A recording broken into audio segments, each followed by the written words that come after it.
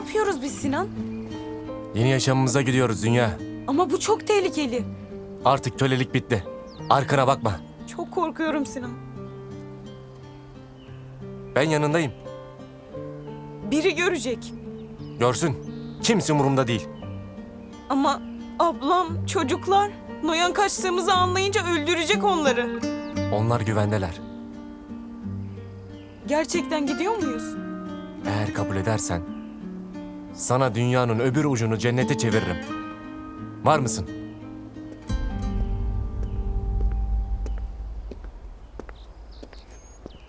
Ben izin vermeden hiçbir yere gidemezsiniz. Önümüzde kimse duramaz.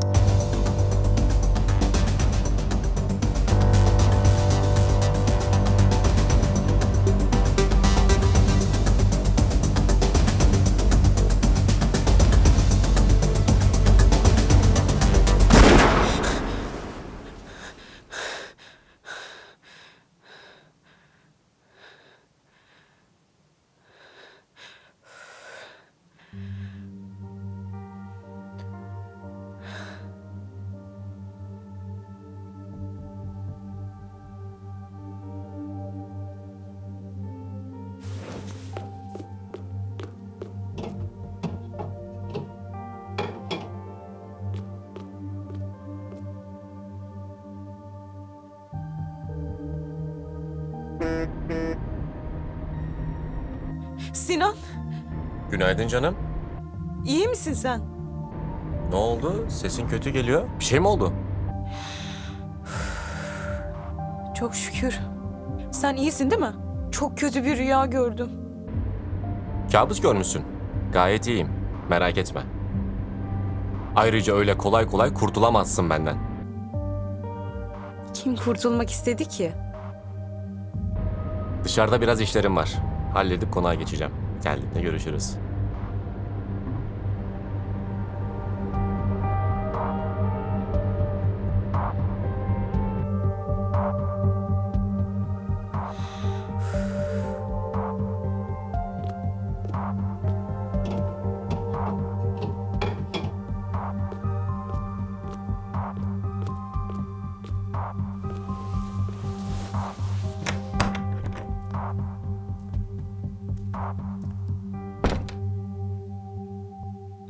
Günaydın.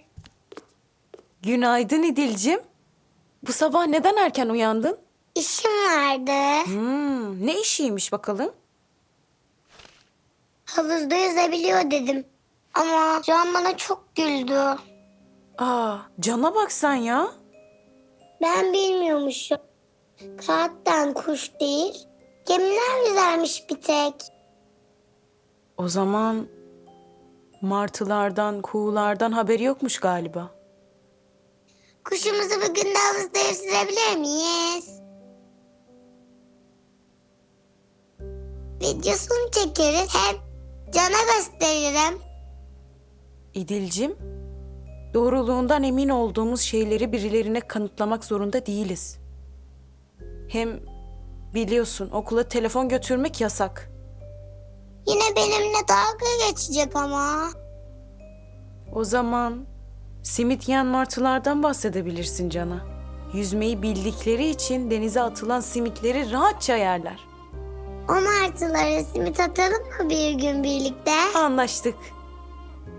Havuzda kuşu yüzdüreceğiz değil mi? Ama video için değil, kendimiz için. Anlaştık mı? Kahvaltımızı yaptıktan sonra direkt havuz başına o zaman. Anlaştık. Çak.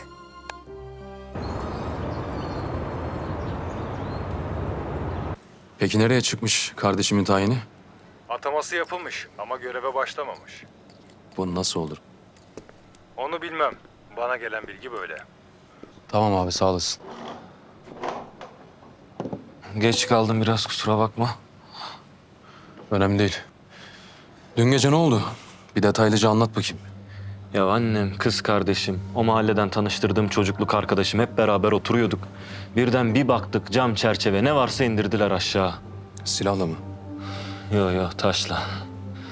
Ona cesaret edemediler çok şükür. Kaybedecek bir şey olmayan her şeye cesaret eder. Yalnız olsam çıkar karşılarına dikilirdim de. Ama ailem işte. Annem, kız kardeşim. Anlıyorum. Her an yanlarında olmam imkansız. Senden isteğim, mahalleye adamlarını yeniden gönder. Göndeririz. Göndeririz göndermesine de. Bu yetmez. Yılanın başını önceden ezmek şart. Ben senin kapına adam yollayacağım. İçin rahat olsun. Kimse bir daha yaklaşamayacak sana. Sağ olasın Cihan. Vallahi sen olmasan içim rahat ayrılamazdım. Ne evden ne de mahalleden. Ben başladığım işi, beraber yola çıktığım insanı yarı yolda bırakmam. Eyvallah. Benim gitmem lazım. Biraz işlerim var. Haberleşiriz yine. Tamam mı?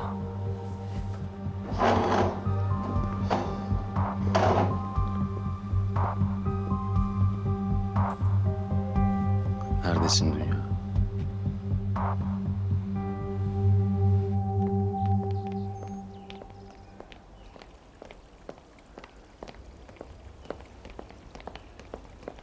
Çok güzel bir gün değil mi? Geç.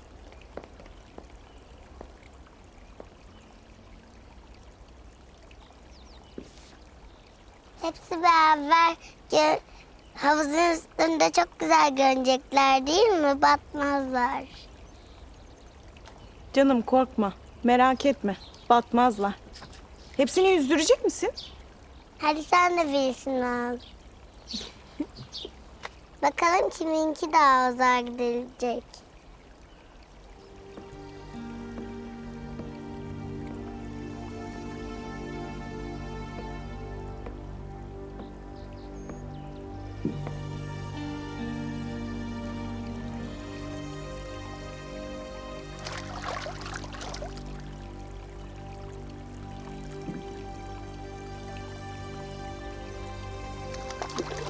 Keşke Can da burada olsaydı da görseydi.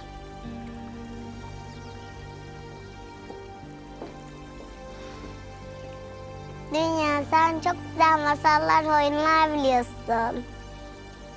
Ben hepsini çok seviyorum. Ben de bildiklerimi seninle paylaşmayı çok seviyorum. Ben de büyüyünce senin gibi güzel olacağım.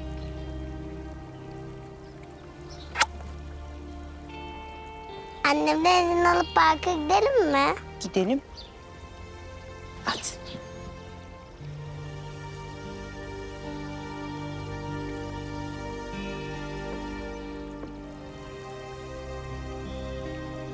Kafamı nereye çevirsem şu kız ya. Cık, delireceğim.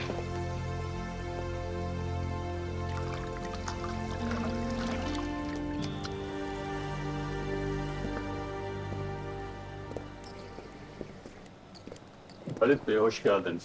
Hoş bulduk Kazım. Birazdan yanına geleceğim.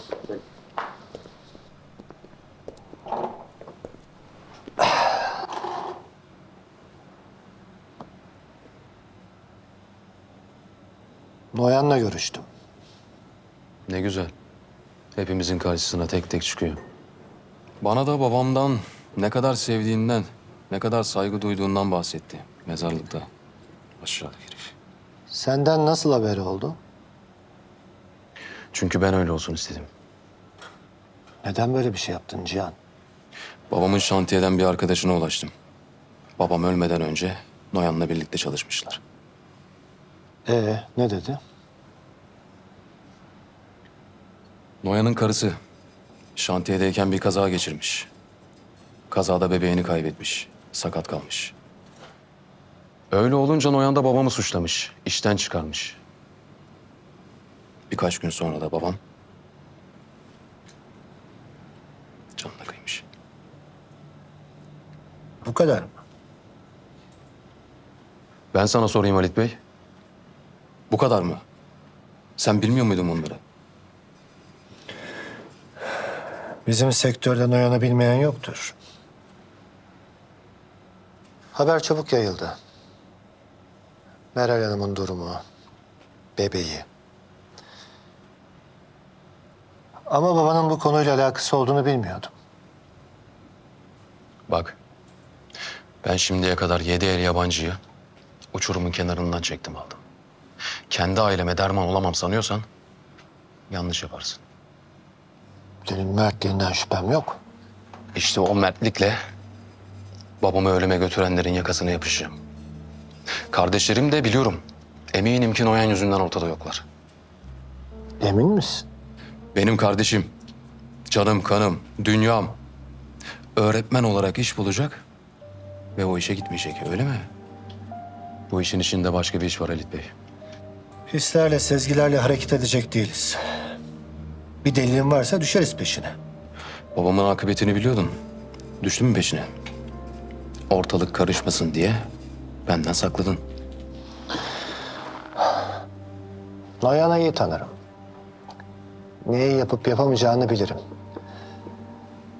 Sen de şüpheyle hareket edip yanlış bir şey yapma. Şüphe değil Halit Bey. Daha düne kadar ailenin ölümünden vicdan azabı çekip kendini suçlu hissediyordun. Bugün ne oldu? Öfkeyle hareket etmeyeceksin. Noyan'ın gücü seni alt üst etmeye yeter. Başında bunca bela varken düşmek ister misin?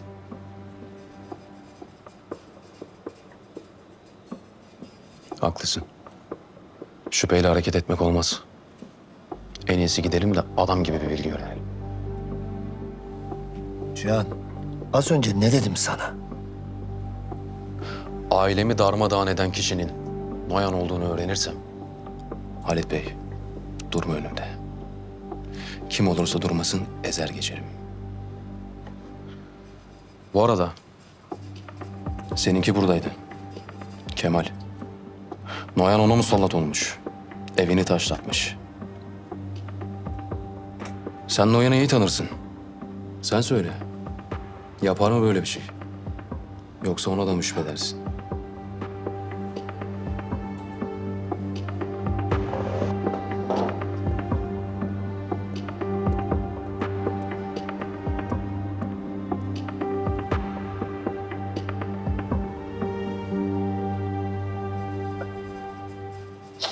Kemal neredesin? Resmen Dünya Hanım'ın neşesinden kaçmak için yer arıyorum kendime ya.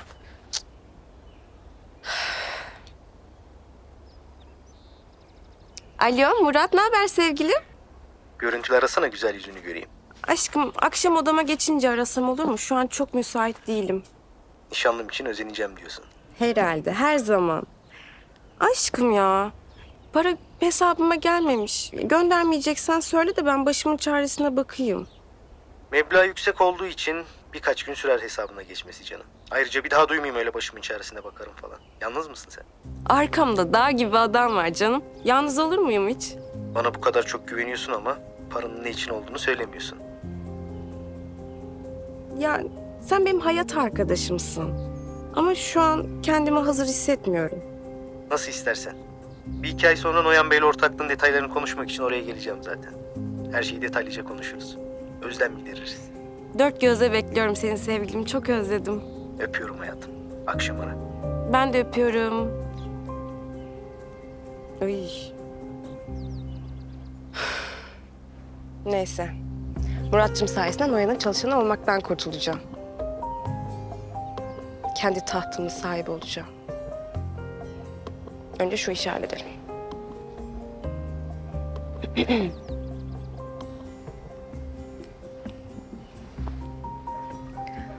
Alo Kamil Bey, merhabalar. Ben Pelin. Çıkaramadım. Meral Hanım'ın kardeşiyim. Buyurun dinliyorum. Yakın zamanda size bir ödeme yapacağım. Siz de ablamı rahatsız etmeyi bırakacaksınız. Belirttiğim güne kadar para gelmezse seni, ablanı, Noyan Bey'i rahatsız ederim. İyi niyetle yaklaşıyorum size Kamil Bey. Lütfen siz de ileri gitmeyin. Sadece olacakları söylüyorum. Ödemeyi yaptıktan sonra ablamı rahatsız etmeyeceğinizi nereden bileceğim? Benim sözüm var, ona güveneceksin. Hayır, resmi bir güvence istiyorum. Eğer güvence yoksa Orada dur Pelin Hanım. Sen beni aradın. Muhatabım değilsin. Saygı duydum, dinledim. Daha ileri gitme. Ay sen kimsin, ben senin muhatabın olacağım be? Çattık, manyağa bak.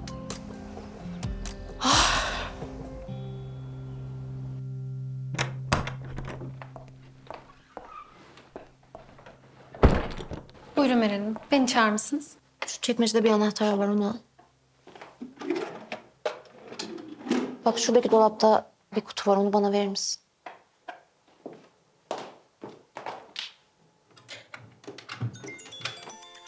Leyla, benim bunu açmam gerekiyor, sonra halledelim.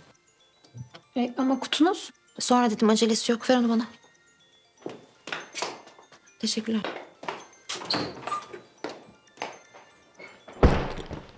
Efendim? Oyunlara mı girdin Meral Hanım? Kızın bu kadar mı değersiz gözünde? Ne diyorsun sen, ne oyunu? Kardeşin beni aradı. Laga luga yaptı. Neymiş efendim? Güvence istiyormuş. Tehdit mi ediyorsunuz beni? Hayır hayır, bakın benim hiçbir şeyden haberim yok. Müsaade edin, ben kardeşimle konuşayım. Ben çözeceğim o konuyu. 2 gün veriyorum size. 2 gün içinde o para elimde olmazsa hemen kocanı ararım. Kardeşine söyle, tehdit nasıl oluyormuş öğrensin.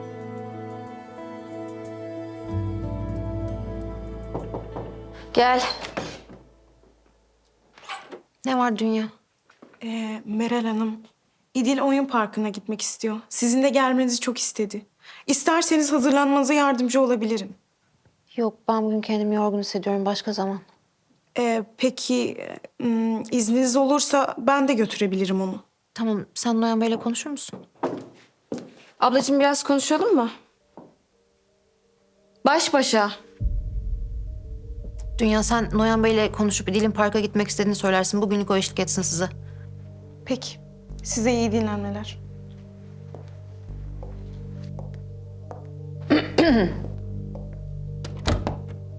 Sen ne yaptığını zannediyorsun Pelin? Adamı tehdit etmek ne demek ya? Bana mı kızıyorsun gerçekten abla? Seni garantiye almak istedim. Pelin, benim kızım söz konusu. Düşünmeden hareket ediyorsun. Ablacığım sakin olur musun? Murat'la konuştum, parayı göndermiş bile. Ya gelmezse? 2 günümüz var Pelin. Sadece 2 gün. Bugün yarın para elimize geçmiş olacak. Yurt dışından geldiği için hesaba yatması biraz zaman alıyor, o kadar. Ya para yattığında ben direkt gidip kendim elimle teslim edeceğim adama. Ya para gelmezse Pelin? Ablacığım, kardeşine birazcık güvenir misin? Sorunsuz halledeceğim çünkü. Sen de birazcık gevşe, bu kadar gergin oldukça şüphelenir insanlar. Dikkatleri üzerimize çekmeyelim. Şu anahtarı al. Ne bu? Dolabın alt çekmecesini aç. Orada benim mücevher kutum var.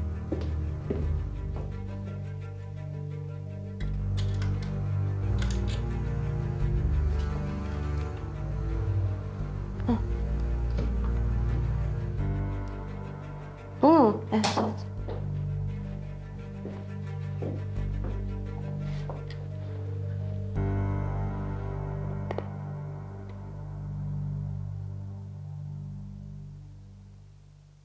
Pelin, eğer para gecikirse ya da işte gelmezse falan en azından bunları satarız. Paranın bir kısmını adama veririz.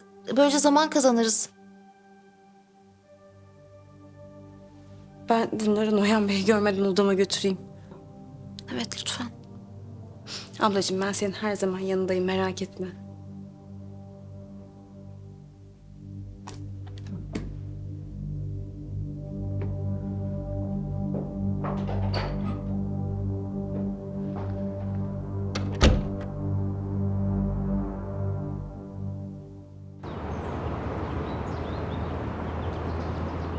Buraya gelip Cihan'la planlar yapıyorsun. Hiçbirinden benim haberim yok. Şans eseri öğreniyorum. O haysiyetsizin adamları evime saldırdı Halit Bey. Ben de o yüzden Cihan'la konuştum. Onun adamları koruyacak mahalleyi. Bu kavgayı olduğundan fazla büyütüyorsun Kemal. Büyürse büyüsün Halit Bey. Büyürse büyüsün. Benim kimseden korkum, çekincem yok. Sen daha temkinli yaklaşırdın. Aileme dokunmayacaktı. Kardeşime elini uzatmayacaktı. Bu Burak denen zibidi senin kimyanı bozdu. Böyle olmaz. Sakinliğini koruyacaksın. Biz mafya değiliz, iş insanıyız. Karşımızdakiler kim peki Halit Bey? Ha? Karşımızdakiler kim? Kim karşımızdakiler? Noyan'la konuşacağım. Bu konunun da kan davasına dönmesine izin vermeyeceğim. Senden ricam kim olduğunu hatırla. Onlar gibi olma. Ya sen nasıl böyle bir şey yaparsın Kemal? Sen eşkıya mısın? O karşı durduğun Noyan Erim'den ne farkın kalacak ki senin böyle yaparsan? Burak kardeşinden uzak duracak. Gerekli uyarıyı Noyan'a yapacağım. Ben görüşeceğim. Görüştükten sonra da sana bir görüşme ayarlayacağım. Bu düşmanlık sokak kavgasına değil, masada çözülecek. Cihan mahallede kalmaya devam edecek. Saçmalamasın. Gözün de üzerinde olacak. Tamam Halit Bey. Ben konuşurum onunla.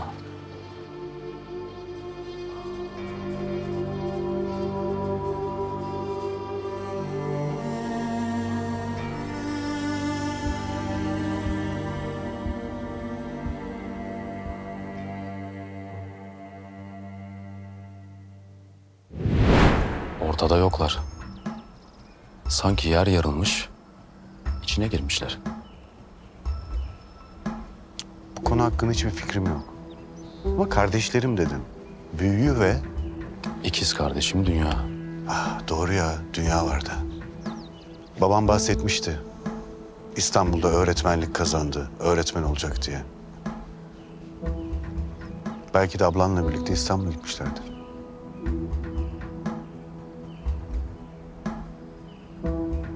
Anladım. Peki. Kulağınıza bir şey gelirse bana haber edin, olur mu? Olur tabii.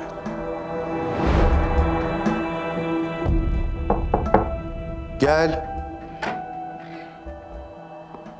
Müsait miydiniz? Kahvenizi getirdim. Bırakabilirsin. Teşekkürler. Afiyet olsun. Çocuklar nasıl? Ablan, yeğenlerin. İyiler artık. Çok şükür. Teşekkür ederim izin verdiğiniz için. Bu arada Noyan Bey, İdil evde çok sıkıldı. Annesiyle oyun parkına gitmek istedi ama Meral Hanım uyuyor. Acaba siz götürür müsünüz? Mümkün değil. Çok fazla işim var. Başka zaman. Peki ben götürsem? İdil okul dışında çok sosyalleşemiyor. Oraya gitmemiz onun için de çok iyi olurdu. Maalesef olmaz Dünya. Benim çok işim var. Sizin de yalnız başınıza çıkmanızı istemiyorum. Anladım. Peki. Teşekkürler. Çekilebilirsin.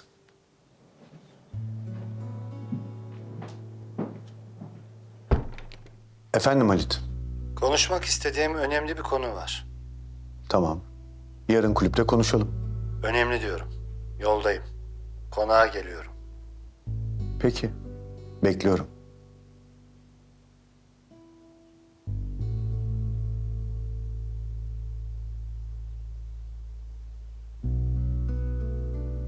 Sinan, İdil parka gitmek istiyormuş.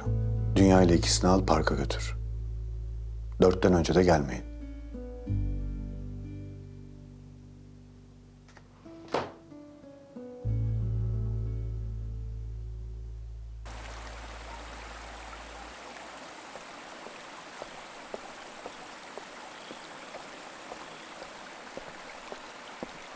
Kemal?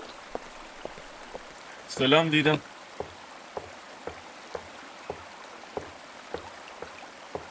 Nasılsın? İyiyim. Size uğradım. Camlar değişiyordu. Annenle Gamze de perişan. Sen nasıl oldun? Daha iyi misin? Nasıl olayım be Didem? Sen de gördün işte, yanımızdaydın. Sabaha kadar gözüme uyku girmedi biliyor musun? Garip garip rüyalar gördüm. Sabah kan ter içinde uyandım. Halledeceğim ben. Artık herkes evinde rahat uyuyacak bundan sonra. Halledersin biliyorum. İçim çok rahat. Erkek arkadaşına lafı falan gider. Yanlış anlaşılma olmasın. Çok düşüncelisin yine.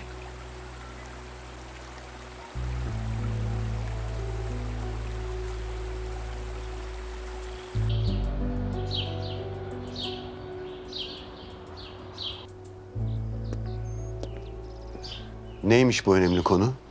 Bu emrivaki gelişi neye borçluyuz? Dün yaptığın iş hiç iyi olmadı Noyan. Adam tutup ev taşlatmak nedir? Kemal'in annesi, kız kardeşi de var o evde. Neden bahsettiğini anlamıyorum. İnkar etme. Şimdiye kadar yaptıklarını düşününce işi bu raddeye getirmene şaşırmamak lazım aslında. Adamımı kaçıranlardan da böyle hesap sordun mu Halit? Çocuk ellerinden kurtulmasa kim bilir kaç gün daha kalacaktı orada. Leş kargaların etrafına oturtmuşsun, artistliklerini izliyorsun. Kemaller onun biraz gözünü korkutup bir gün sonra da bırakmışlar o zibidiyi. Bak, Kemal'in ailesine saldırmaya devam edersen cevap verir. Unutma, arkasında Memduh'un oğlu var. Ben buraya tehdit etmek için gelmedim, sulh için geldim. Bu olay daha fazla büyümesin. Evin taşlanmasıyla hiçbir alakam yok. Önce onu bil. Var ya da yok. Benzeri olmasın. Mahalleden çek adamlarını artık. Sen söylemek istediğini söyledin Halit. Ama ne yapacağıma ben karar veririm bundan sonra. İyi, sen bilirsin. Ama bu böyle daha fazla devam edemez.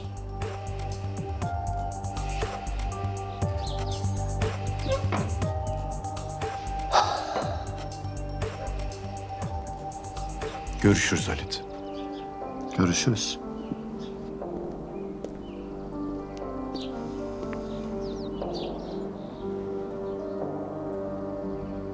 Hemen odama gel Burak.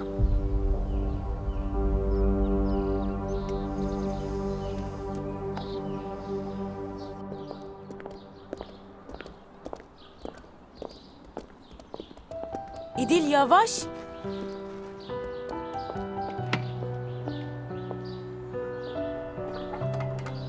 Bazı kuşlar havuzda yüzer. Bazıları da havada, değil mi Dünya? Uçur. Anlaştık İdil kuşum.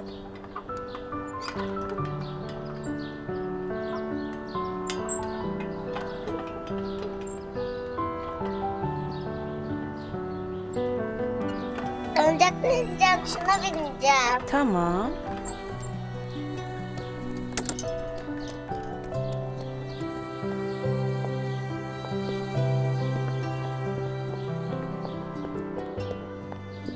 Demek rüyanda beni gördün.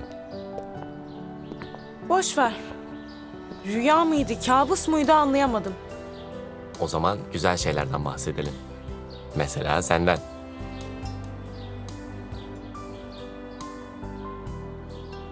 Bak bakalım beğenecek misin? Bu ne?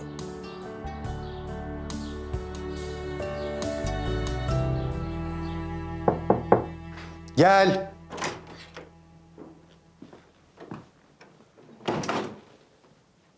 Buyurun efendim.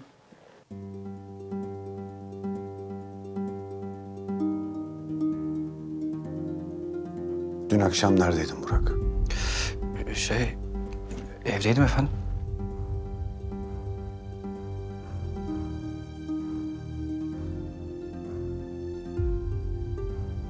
Kemal'in evine yapılan saldırıyla bir ilgin var mı? Bir ilgim yok efendim. Ben evdeydim, hiç çıkmadım. Yemin ederim hiç çıkmadım. Anneme sorun istiyorsanız.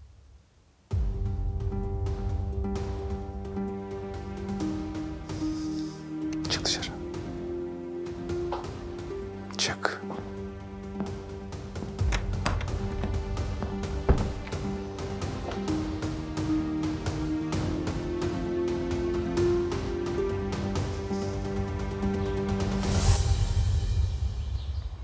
Sinan çok güzel. Çok teşekkür ederim. Hiçbir şey senden daha güzel değil. Keşke önüne dünyaları serebilsem. Ama daha herkesin içine, gözünün içine bile bakamıyorum.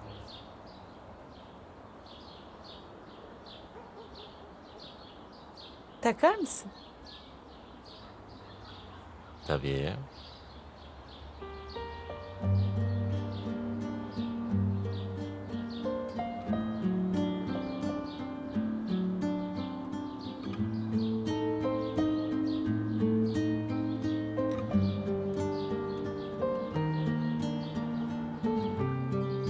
Dünya.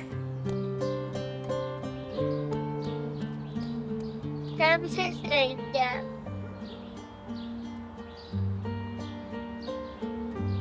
Dur o zaman. Sinan abiye bir soralım. Sinan bizi pizzacıya götür. Ama saat geç oldu. Pizza eve söylesek olur mu? Tamam ama anneme de götürelim. O da pizza sever. Tamam. Anlaştık o zaman. Oley! Hadi gel bakalım.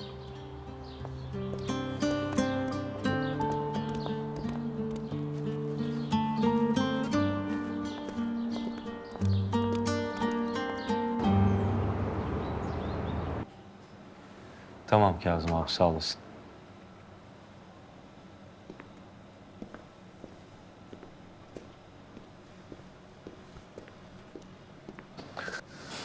Hoş geldin. Aynı gün, aynı yerde 2 kez buluşuyorsak sıkıntı büyük. Ben 3. kez geliyorum. O zaman daha da sıkıntılı. Halit Bey aradı, acil çağırdı. Neymiş öğrenelim.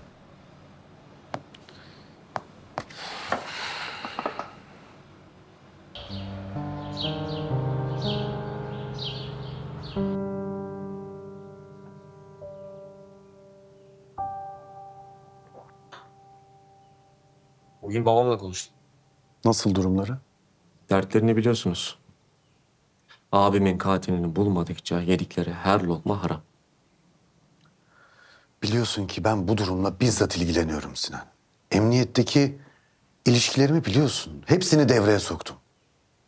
Ya anlamıyorum ki hala elimizde bir delil, bir bilgi yok. Babam her aradığında başımı öne eğiyorum. Oğlum bu işler öyle o kadar kolay olmuyor. Kolay olsaydı zaten polisler bulur tutuklardı.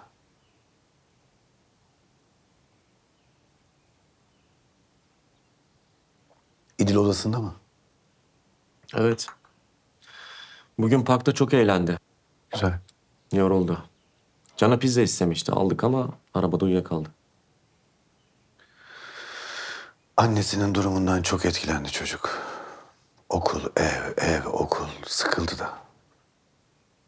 En azından dünya var artık. İdil iyi geliyor. Dünyanın burada olması. İdil için büyük şans.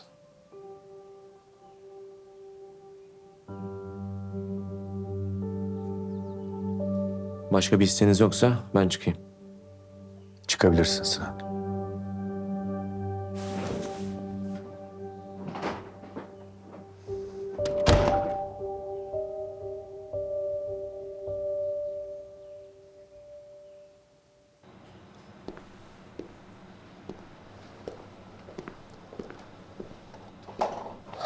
Merhaba gençler.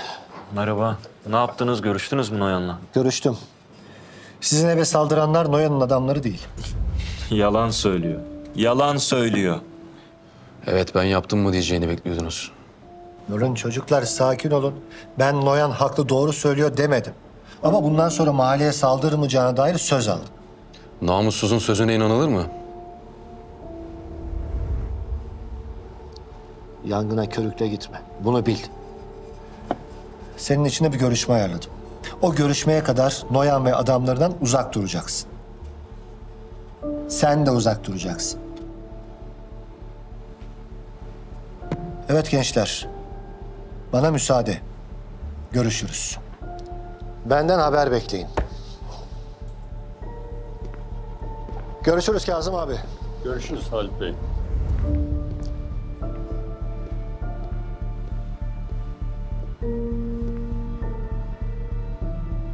Mahalleyi koruma işi hala sende. Tedbiri elden bırakmayalım. Ama sadece koruma. İleri gitmeyeceğiz.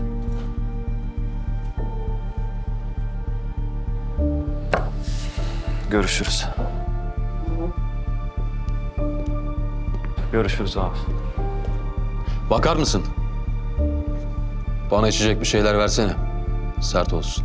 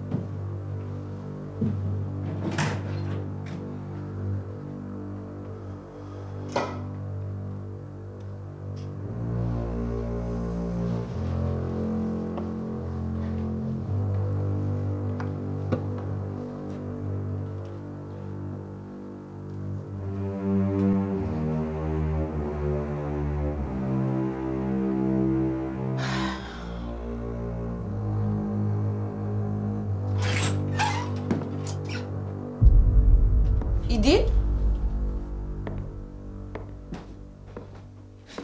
Noyan Bey, sizin ne işiniz var burada?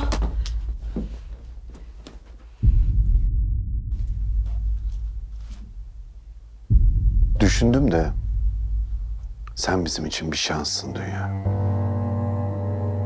Kızımı mutlu ettin. Beni de.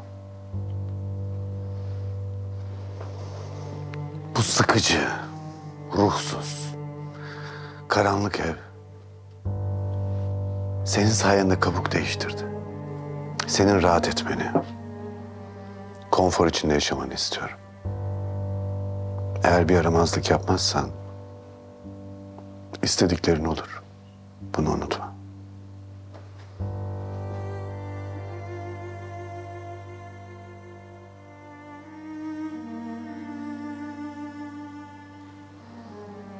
Dünya.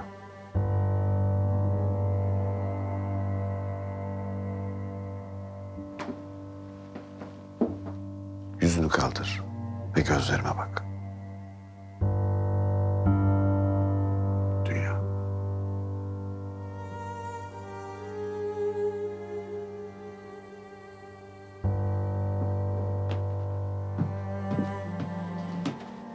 İyi geceler.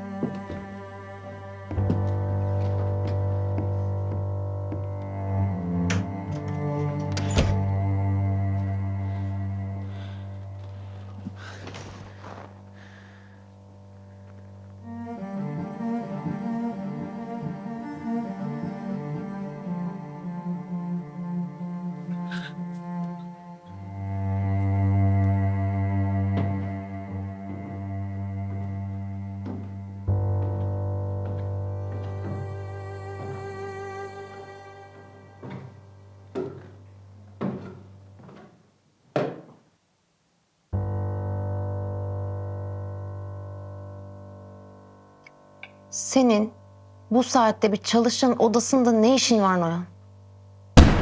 İdil!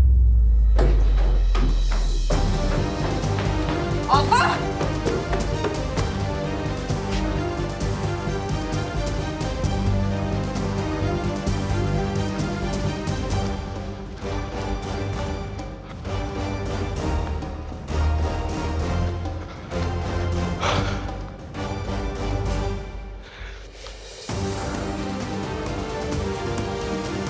Düşün bakalım birbirinize. Daha ne kadar pislikleriniz çıkacak görelim.